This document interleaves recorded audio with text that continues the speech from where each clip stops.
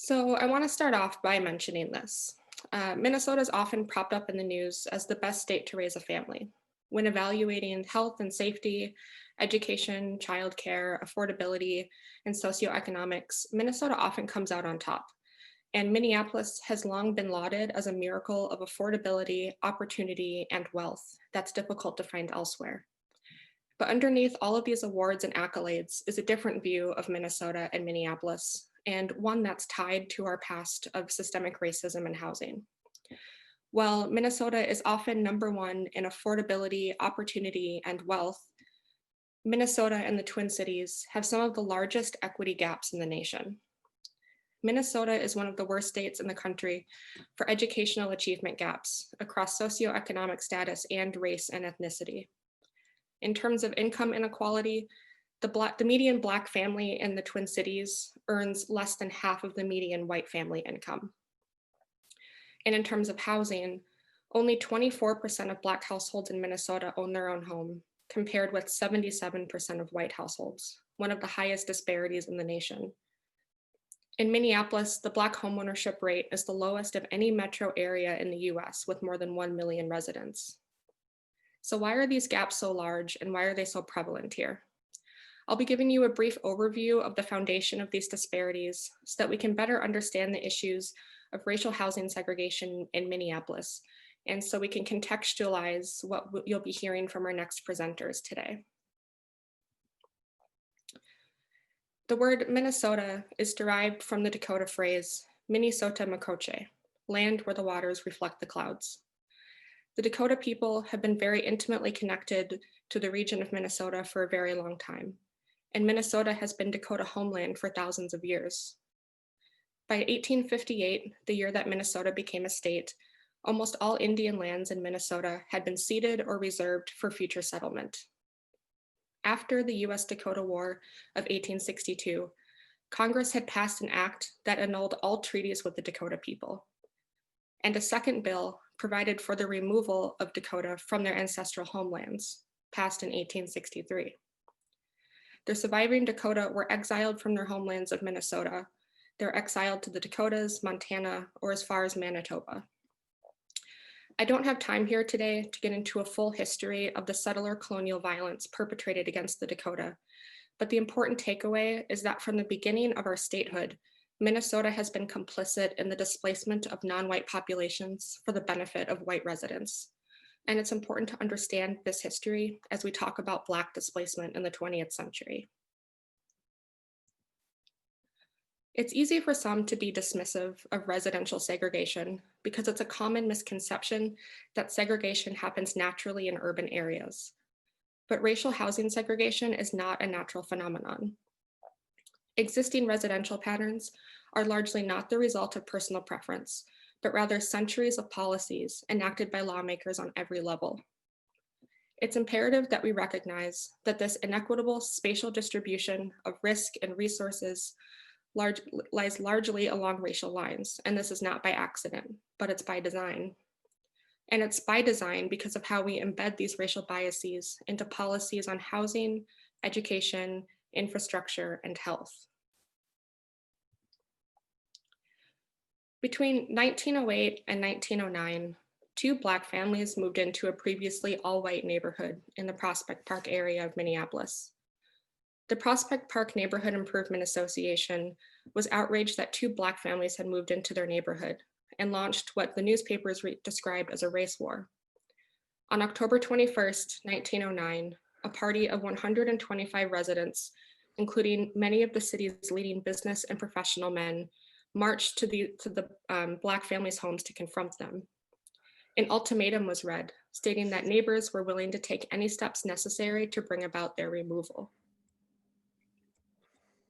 That same year, in 1909, the African-American Reverend William S. Malone made an agreement to purchase a home in the Linden Hills neighborhood of Minneapolis.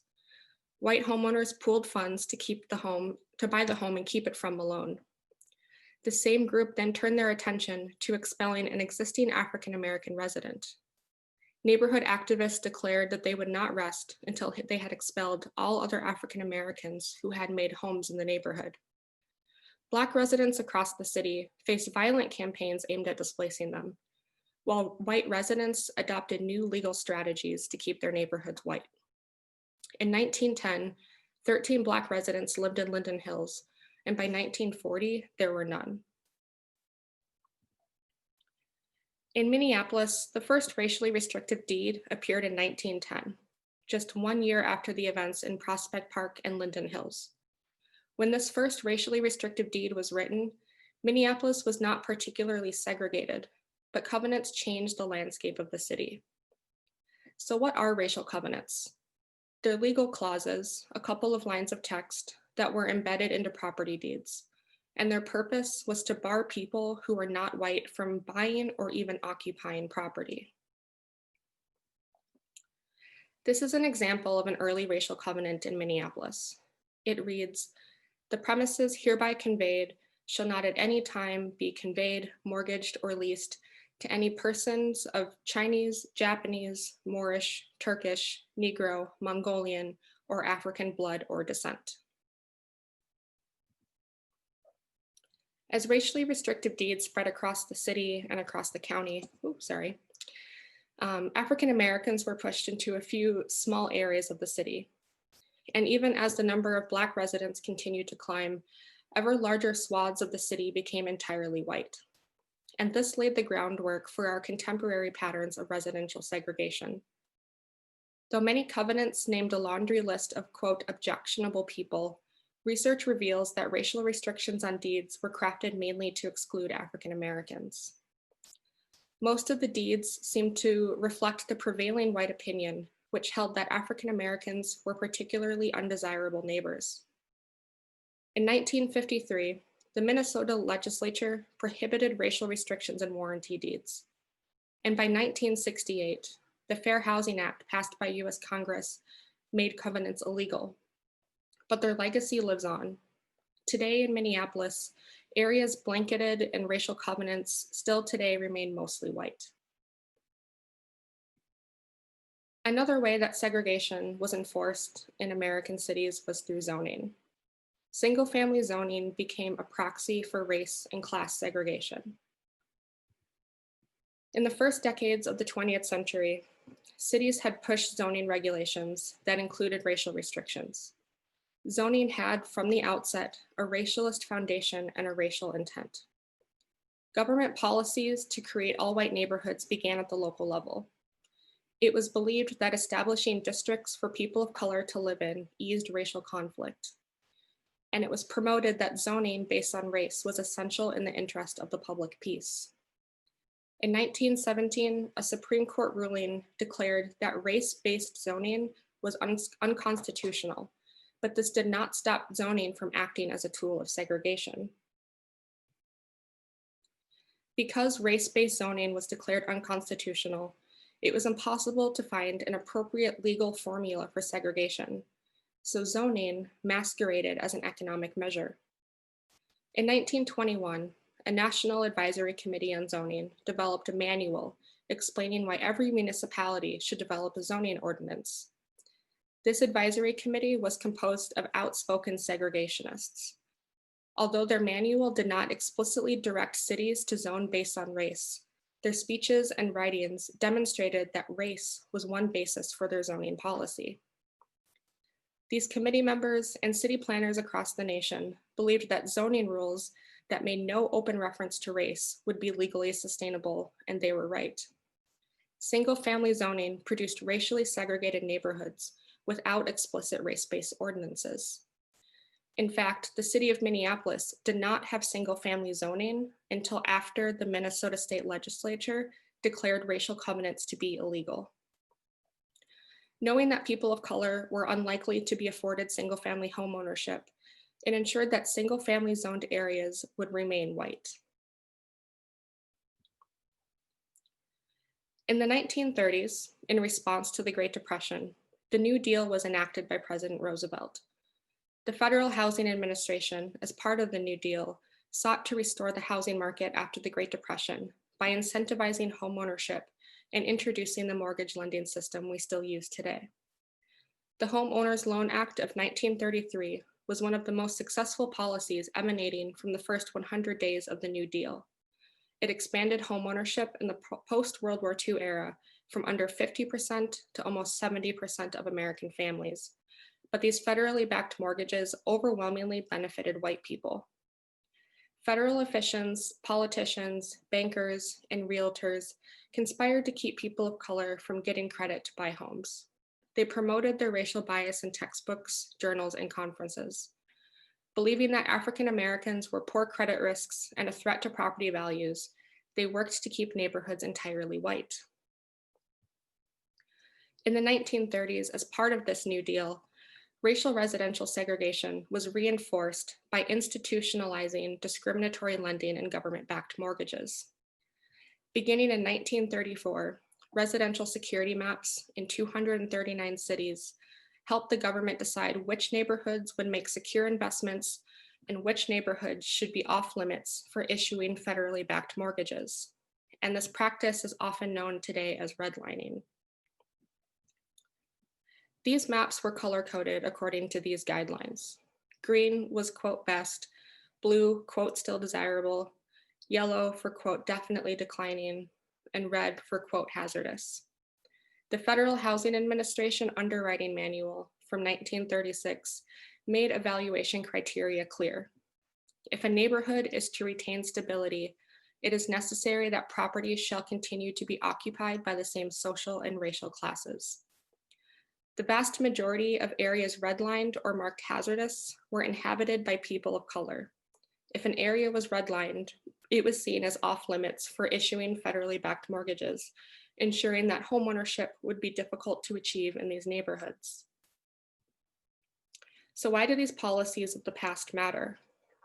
The important takeaway is that less than 1% of all mortgages issued in the United States between 1930 and 1960 were granted to African Americans. Black people could not pursue what became the most significant source of wealth accumulation for American families. The homeownership and wealth gaps today between Black residents and white residents is attributable in large part to the racist housing policies of the past. And if a Black family, despite the rampant racial housing discrimination, managed to purchase a home in what was perceived to be a white neighborhood, they were often met with the threat of violence. For example, the Lee family. In the spring of 1931, Arthur and Edith Lee purchased a home in the Eugene Field neighborhood at 4600 Columbus Avenue South, where they intended to live with their daughter, Mary. A few years prior, members of the Eugene Field Neighborhood Association had signed an agreement to sell homes only to Caucasians, and peer pressure among neighbors had helped to keep the neighborhood white. When the Lees moved in, the neighbors wanted them to leave and offered to buy the property from the Lees for an inflated price. When the family refused, vandals threw garbage and human waste at the property, Black paint was splattered across their house and garage, racist signs were posted on their lawn, their dog was killed.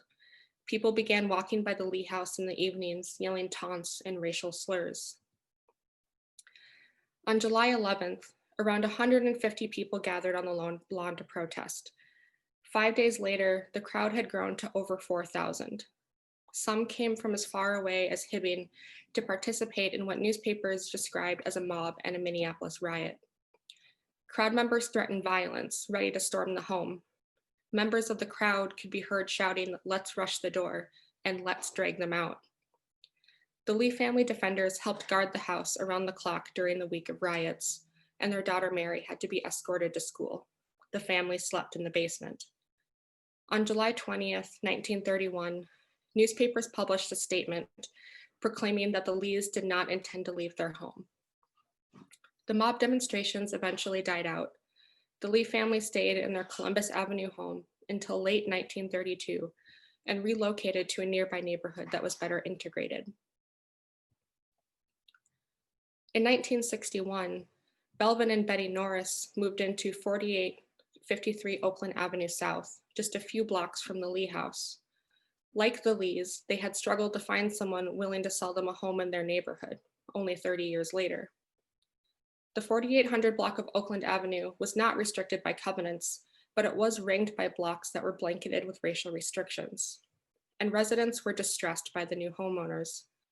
They complained to one another, they called the bank that gave the Norris family its loan, they hired realtors who put up for sale signs up and down the street, a well-known practice known as blockbusting. One of these signs had a flyer that read, "Beware Negro neighbors." Most of the neighboring homes were soon sold or rented to African American families as white residents fled the neighborhood. So I've done a very brief walkthrough of some of the practices and policies that created residential segregation and highlighted some specific cases of Black displacement in Minneapolis.